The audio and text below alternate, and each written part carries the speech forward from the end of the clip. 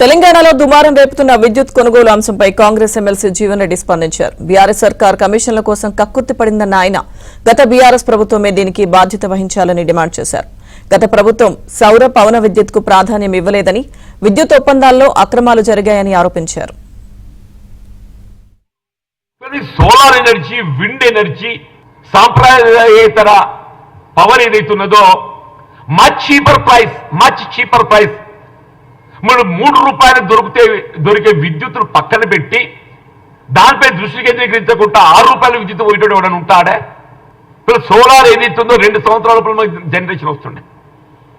Solar కానీ wind కానీ ఏదైతుందో మ్యాక్సిమం 1 to 2 years లోపల వస్తుండే. ఇలా 10 సంవత్సరాలు గడుస్తుంది. 10 సంవత్సరాలు గడుస్తుంది. ఇంతవరకు దిక్కు లేదు. 40,000 కోట్ల ఆర్థిక భారం, ₹6 పీపీ అగ్రిమెంట్. అదే సోలార్ కానీ విండ్ కానీ మనం నెలకొల్పుకున్నట్టయితే ₹3 వస్తున్నాయి. హైడ్రో తర్వాత the next cheaper power is a solar and wind. నువ్వు ఏ విధంగా కమిషన్ల కక్కుర్తి, ఏ విధంగా ఏది చేస్తే కమిషన్లు వస్తాయి? మీరు భద్రాద్రి పవర్ ప్రాజెక్ట్ ఏదైతుందో when you're going for subcritical, మాకు అర్జెంట్ కావాలి కాబట్టి ఏదైతుందో అనే భావనతోని నేను నామినేషన్ ఇచ్చినా చెప్పాను. యాదాద్రికి ఎందుకు నామినేషన్ ఇచ్చినవే? యాదాద్రి నామినేషన్ ఎందుకు ఇచ్చినావు అని చెప్పంటూ నేను.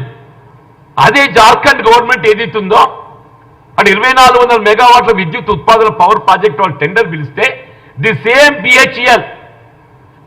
BHEL they have quoted lesser price than the Telangana power purchase agreement, power generation agreement. అటు 2400 మెగావాట్ల విద్యుత్ ఉత్పాదన కేవలం 11,000 కోట్లకు ఒప్పందం కుదిరించుకున్నారా? 2400 మెగావాట్ల విద్యుత్ ఉత్పాదన ప్రాజెక్టు జార్ఖండ్ ప్రభుత్వంతో ఇదే బిహెచ్ఈఎల్ 11,000 కోట్ల నిర్మాణ వ్యయంతో ఏదైతుందో పనులు చేపట్టబడే విధంగా ఒప్పందం కుదుర్చుకుంది. 2400 మెగావాట్లకు 11,000 కోట్లు అని చెప్పారంటే 4,000 మెగావాట్లకు ఎంత అవుతుంది? Maximum 20,000 crores. Maximum 20,000 crores. ఇవాళ ఎక్కడికి పోతుంది? 40,000 కోట్లకు పోతుంది.